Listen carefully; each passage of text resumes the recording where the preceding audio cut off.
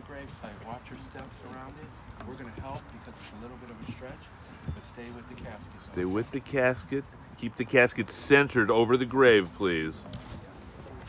Go slow, just kind of little side steps. Everybody okay? Slow, keep it centered over the grave, please. Centered. We're going to stop, and lower together with your knees if you can.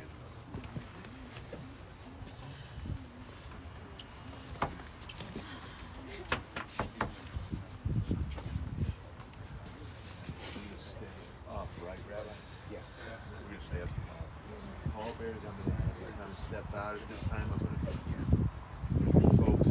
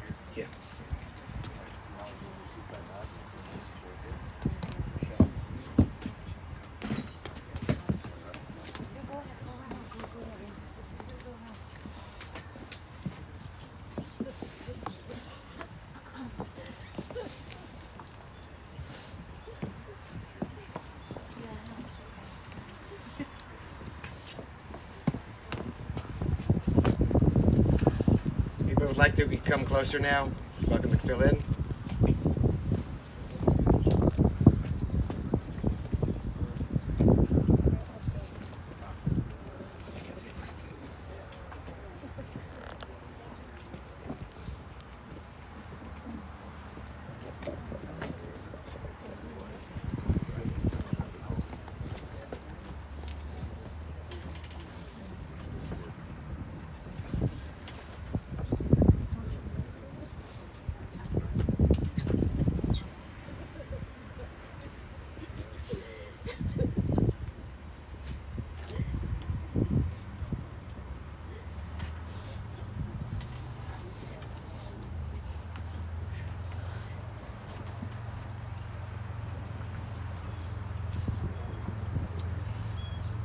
My name is Rabbi Benjamin Blau. I'm the Rabbi of Greenwood Synagogue, the Shul, where Helen and Leon were members for so many years, and I have the honor and privilege of presiding over today's funeral. We're going to start with the Parak of Tehillim of chapter of Psalms. It's Parak Chav Gimel, chapter 23.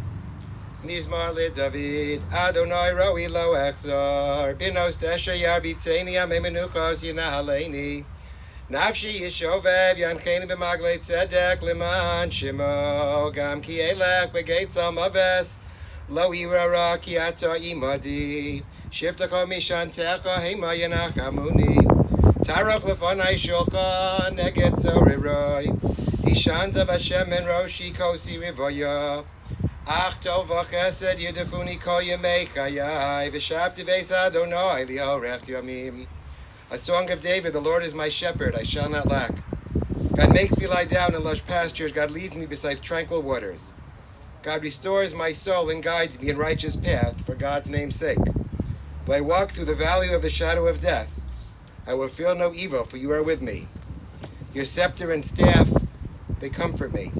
You prepare a table before me in full view of my adversaries. You have anointed my head with oil, my cup overflows. The only goodness and kindness pursue me all the days of my life, and I shall dwell in the house of the Lord for length of days. As I read that parak, that chapter, there's one phrase that is particularly appropriate. Gam ki elech v'geit zamaves lo yirara ki ata imadi, walking through the valley of the shadow of death. Because Leon really did that. He walked through the valley of the shadow of death, and it's incredible to see so many people gathered together on a Sunday morning in tribute to this giant, an incredible survivor, father, grandfather, and great-grandfather who went through the horrors of the Holocaust and not only rebuilt his life, but also reached a point where he was able to say repeatedly that life is good. That's simply incredible. He was born in Mendin, Poland in 1927. Leon had a wonderful childhood growing up with a large, close-knit family. His family was affluent and religious, and he recalled davening with his grandfather. They were in the meat distribution business, and they did well. His mother volunteered, and his father was even a comedian. But all of that changed in 1939 when he was taken to the ghetto. This started an odyssey that no 12-year-old should have experienced. 89 members of his family perished. He saw his own mother and sister taken to the gas chambers. He spent time in Auschwitz and for years had a Dacko book by his nightstand. The horrors that he had witnessed were beyond description. Amazingly, while initially he had never wanted to talk about the terrible things that he had seen, eventually he became an accomplished speaker who made numerous speeches to various audiences, educating them about the Holocaust. Initially guilted into it by Leochus Rabinsky in 1974, that beginning, he soon went all over, talking about his experience, as he was determined that hate shouldn't continue. One incredible story happened in 1999, when he and his son were actually visiting Auschwitz. And a group of 300 kids on March for the Living came, and there was a little bit of a mix-up, and they had no guide. There was no one to teach them. And he told them, come back tomorrow, and I'll tell you. I'll take you on the tour. And indeed, the next day he did. It was a time with his son, a time with his family.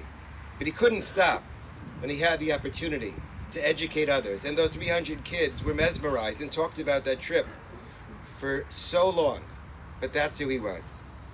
After the war ended, he was liberated by a battalion of black soldiers. And even then, after all he had gone through, he was nervous about coming to America because he saw the discrimination that the soldiers had experienced. And he wondered what life would be like here in the U.S. He eventually found his brother and his uncle.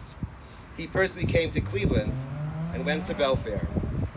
They eventually sent him to Pittsburgh. We worked in a glass factory for Mr. Bloom. While this was the start of an unbelievable career, there was nothing he wouldn't try or couldn't accomplish. He simply could do everything. But more importantly, moving to Pittsburgh brought him to his life partner, his wonderful wife, Helen. She was a brilliant student in Pittsburgh who he met at a dance.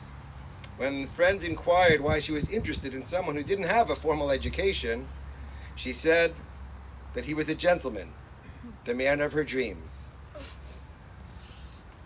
They got married, and they built a beautiful legacy together.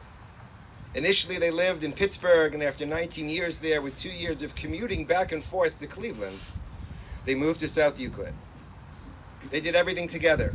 They did everything together in the house, doing all the work together, even though when it came to getting ready for Shabbat, for Shabbos, Leon insisted on doing everything. He made the beds every day in a way that you could bounce a quarter off. He was incredibly thorough. They loved each other intensely. They managed to send all of their children to college and later traveled extensively around the world. They had spoons, and I saw them, from over 50 countries that they had visited. And perhaps the most poignant example of their bond, of their connection, of their intense love, was even in his last breath was an attempt to kiss his wife. That's how Leon passed. They were inseparable. And I have to say, as the Rabbi of Green Road, I always thought of them together, coming in together, whether it was selling Berkowitz, calling their house, trying to touch base with them, particularly over the last 2 years. And Leon always would answer and say, "Oh, my wife is waiting for your call." They loved each other with great intensity. As a parent, the kids described him as being honest, caring, tolerant, and above all, loving. As a Zaidi, he seemed ageless. He went on Splash Mountain at age 80. He treated all spouses of every generation as if they were his flesh and blood. And his nieces and nephews, they were like his own children. Most amazingly, he formed independent relationships with each child and grandchild, connecting uniquely to each one of them. He had incredible strength and was thorough in every job he undertook. He was loved and respected by all who came into contact with him. I'm sure so many of the people here, your various contacts with him, is why you felt compelled to come out on a Sunday morning and pay our respects. He was still training people at age 93 in the business. He was still training them, and they said he was beyond any trainer they had ever experienced. They did mention, of course, he was very particular, and they were told, don't touch his desk. He had things set up a certain way. The family knows better what I'm referring to, but it was all part of who he was. He loved reading history, loved watching football, particularly college football, would watch old films, particularly those with the Nazis in them, to show his pride in surviving, that I'm living and they are not. He did work for so many causes, Friends of IDF, B'nai B'rith. He was honored for his efforts by both organizations. In fact, in B'nai B'rith, he was even Man of the Year. His kids even remember him distributing food on Christmas to those who needed. He did it all. He helped anyone who was in need. His story is one that really is a story of inspiration to all of us. Having gone through unspeakable tragedies, he not only survived, but thrived. He built a wonderful family. Children, grandchildren, 6 great-grandchildren. Fought hard to eradicate hate and left an incredible legacy through all of his accomplishments. Yehi Zikro Baruch. May his memory be a blessing. People like him, I don't know if we'll ever have again. May his memory be a blessing. At this point, I want to call up his son Howard to say a few words.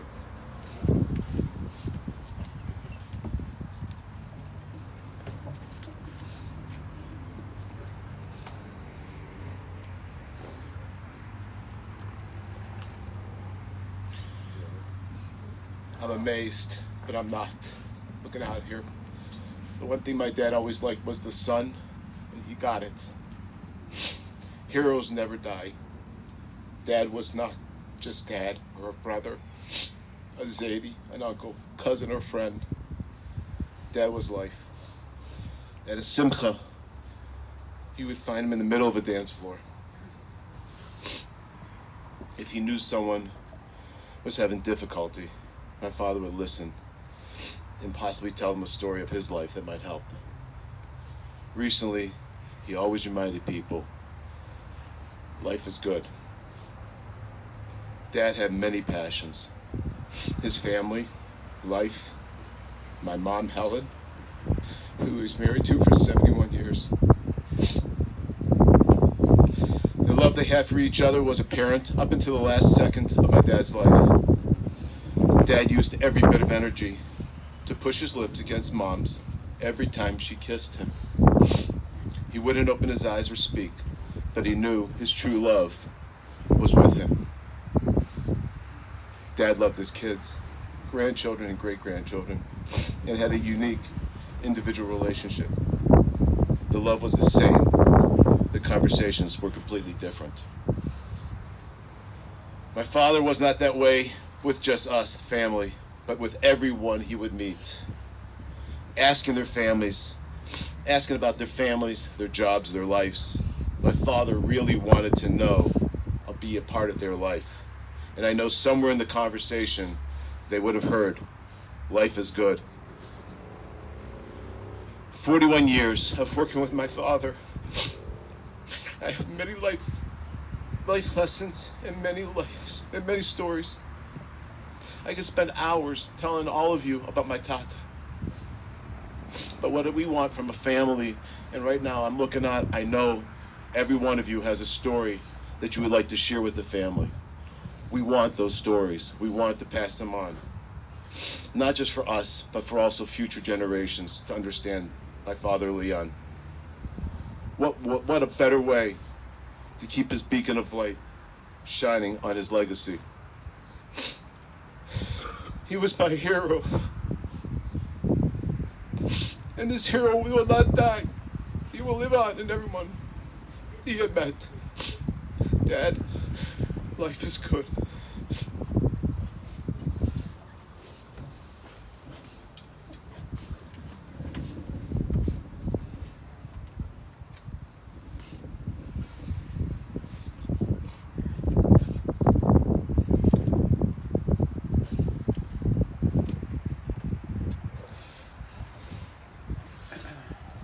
I'd like to call up his eldest grandson, Jeremy, to say a few words.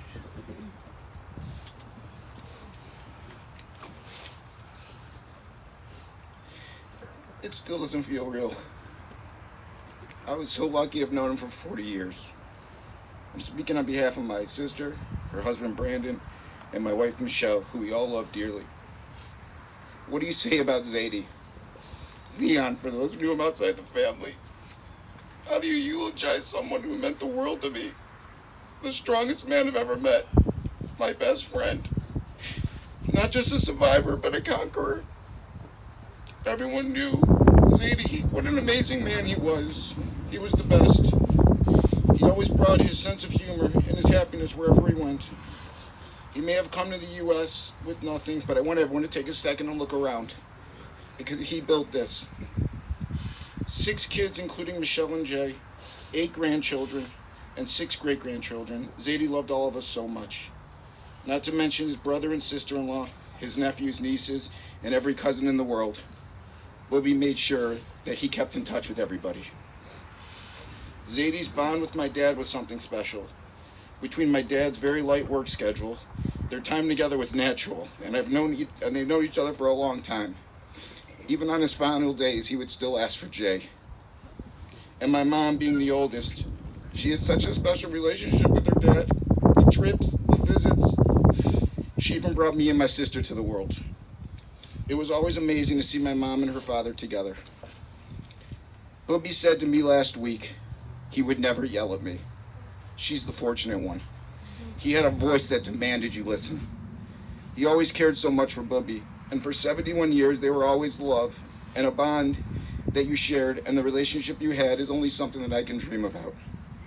I watched old videos of Zadie speaking recently at birthday parties and wedding anniversaries, and every time he looked at you, Bobby, he always looked a little different. He just had a different smile. Even the last few days when he was weak, he would still take all of his energies to lean over and give my grandmother a kiss. What he survived and what he saw, what he overcame, and how he did it with a positive attitude for all these years will be something I will never understand. He preached to never hate, and he shared every story he remembered and would always grin about that day in 1945, his true rebirthing date. It even took a pandemic for him to stop working.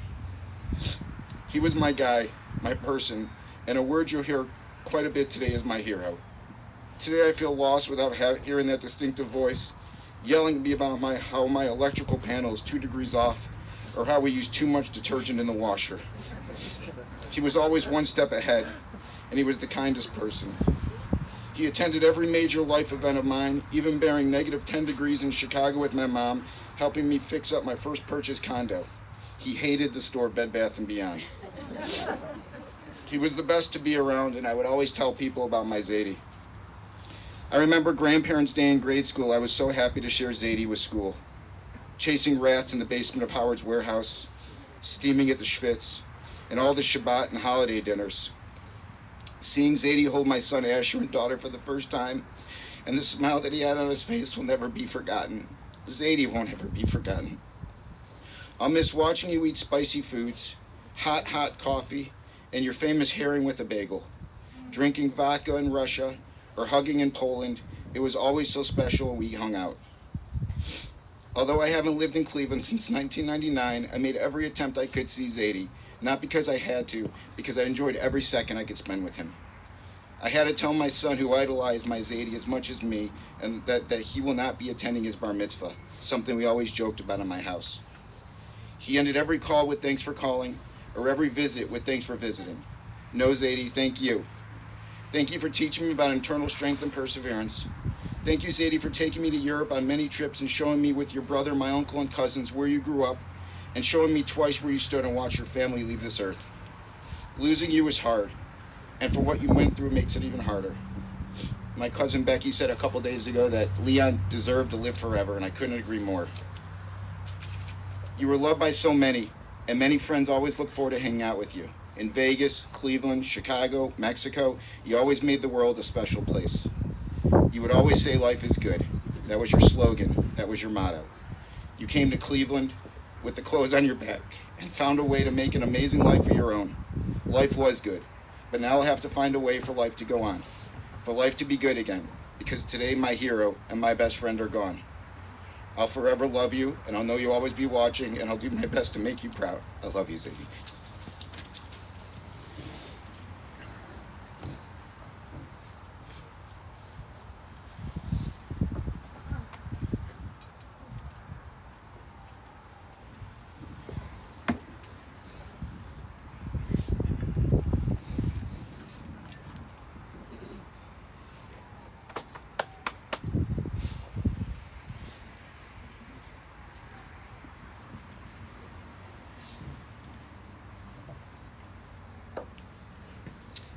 At this point, we're going to say the Kelmale, the memorial prayer. El Malei Rachamim Shokein Bamromim Hamsei Menucha Nachona Kanfei Ashkina B'malas Kedoshim Etom Kedoraki Amazirim Es Nishmat Eliad Ben Hirshlev Shalach Li'olamo Bavur Shanachnu Mispad L'Maraskaras Nishmaso Gan Eden Tehei Menucha So Lachein B'al Rachamim Yastimeus B'Seitzer Knafav Li'olamim V'Yitzor B'Tzor Chaim Es Nishmaso Adonai Hu Nachal Asov Yenuch B'Shalom Mishkavo V'Nomar Amen. At this point, we're going to proceed with the interment. I'm going to ask people who are gathered right or directly in front of me to make a move to the side and part. So after we lower the casket, we can cover it appropriately.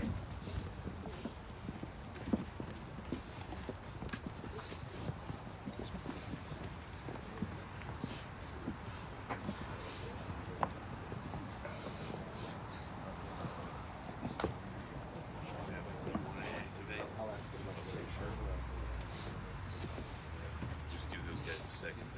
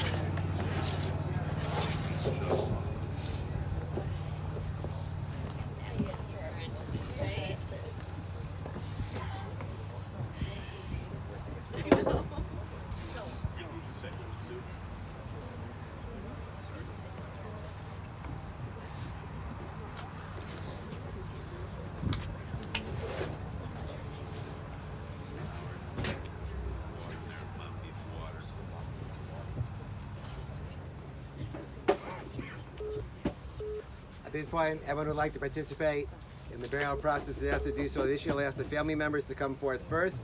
After the family members have gone, people can file in one at a time. And all I ask you is that after you finish your shoveling, you put the shovel back in the ground. Don't hand it to the next person.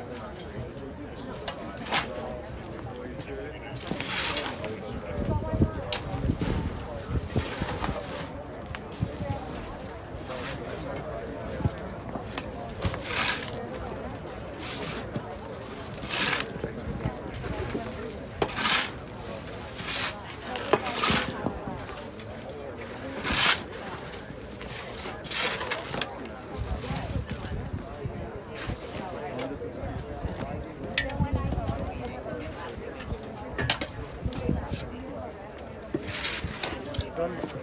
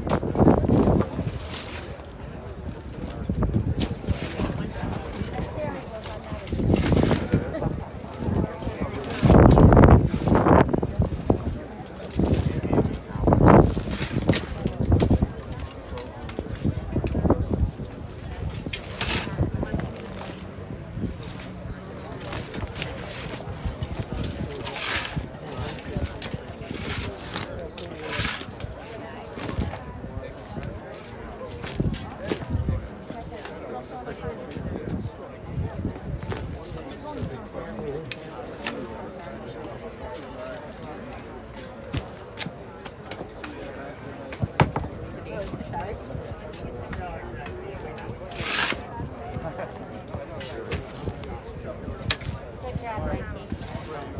Here, let's fall on all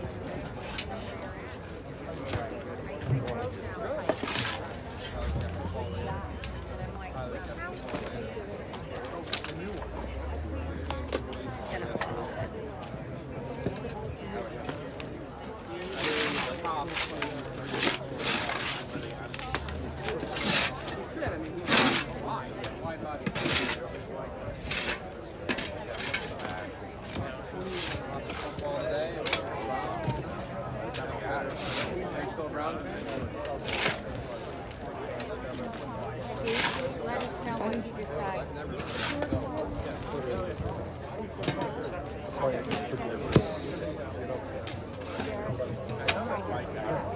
I know, I signed up.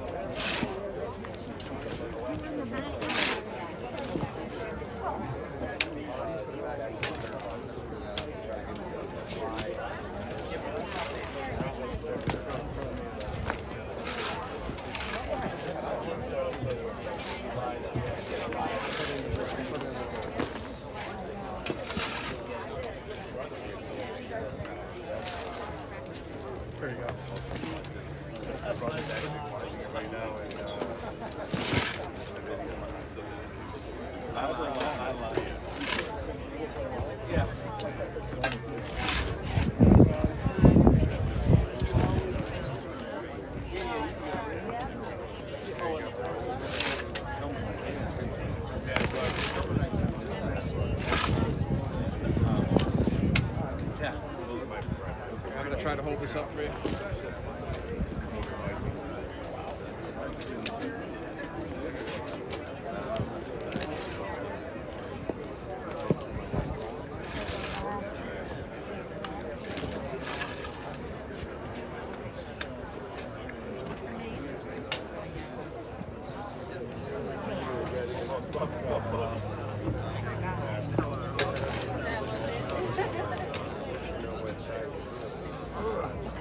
I'll take that one.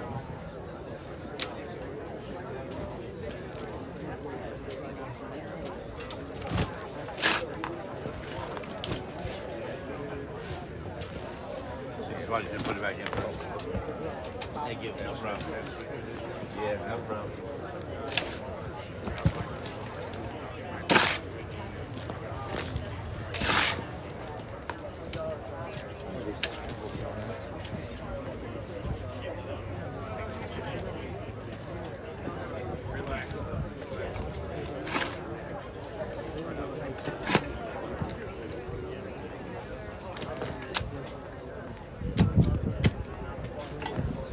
Yeah.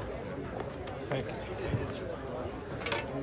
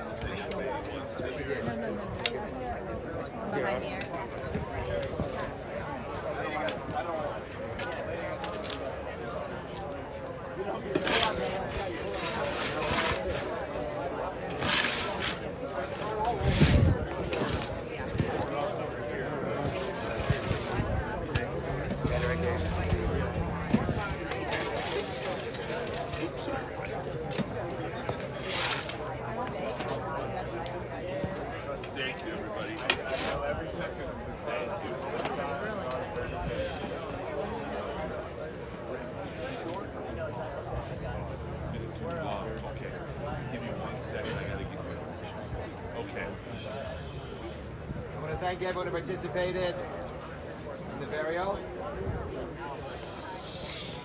At this point, we're going to do the tearing of the schneiding, as they say, the tearing of the garment. After which time I'll say one more prayer, we'll say the memorial Kaddish. I'll remind everyone, if people would like to contribute, are welcome to do so to the higher friends of the IDF or Greenwood Synagogue. Thank you very much for the family, so which they will respect as we depart. I ask the family members to rise and we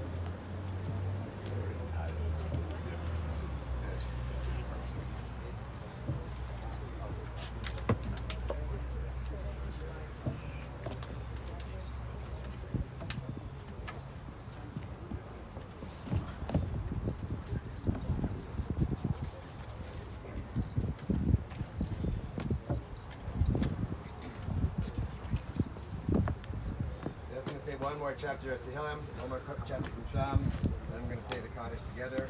It's a special Kaddish that we say only at a burial place. It's a Kaddish that we say only now, that you indicate that a life, in this case a very long, incredible life, is now complete. The first day the parak of Tehillim, Michtam David, Shemeni Yaki Chasi, Sibach Amarta, Adonai Adonai Yata Tavasi Balo Lachol, Vikdosh Meshaba Eretz Heim Avad Yirikol Chaf Sibam. Givuat Vasam Acham Ahara Balasikus Behemi Dam Balasash Masam Al Sasoi Adonai Menaska Kiva Kosiata Tamiko Rali Kavalim Nafli Bani Mimap Rasha Prailai Abarekas Adonai Yashaya Atzani Afnelosi Tunika Yosoi Shibisi Adonai Tamid Kimimini Belemot Lochain Tamar Viva Gakva Diapatri Shkol Navata Kilo Tadom Nafshi Lisho Loki Taimati Koli Roshaka Todi Amy Orachayim Tabas Machases Monaco Nimo Kimifanetach and now the Kaddish together Yiskadal Yiskadash Shmei Rabbah the Alma Du Asid Liskadata Ulachaya Masaya Ulasaka Lachai Alma Ulemivne Karti Du Ushlei Machshlala Hekola Begava Lemeakar Polchana Nuchra Me'ara Lasava Polchana Dishmaya Liasra Yamli Kucha Briku Umalkusei Vikorei B'chayechon, u'v'yamechon, u'v'chayei nechol Beit Yisrael, ba'agala, u'v'zman kariv, v'imru, Amen. Yehei Shmei Rabba Mivarach, v'olam yomei omaya. Yisbarach, v'yishtabach, v'yisbar, v'yisramah, v'yisnaseh. V'yisadar, v'yisalet, v'yisalal, Shmei Dekucha, Brichu.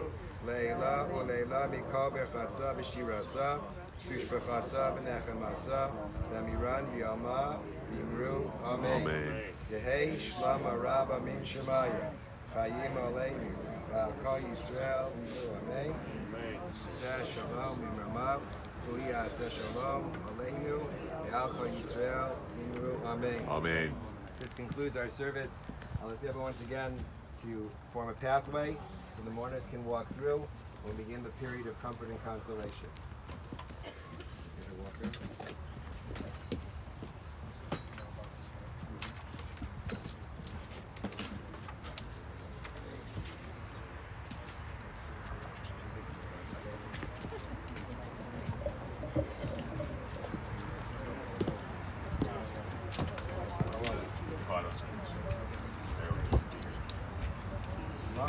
Okay, next time.